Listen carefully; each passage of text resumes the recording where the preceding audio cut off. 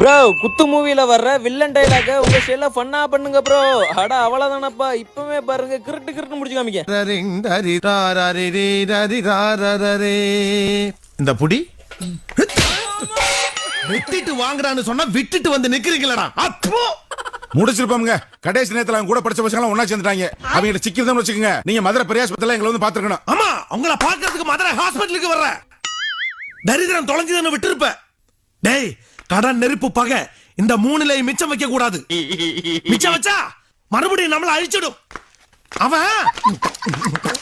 அவன் நெருப்பு எரிக்க காத்துக்கிட்டு இருப்பான். நம்ம பிடி அவன் கைக்கு கிடைக்க கூடாது. என்ன செய்யலாம்?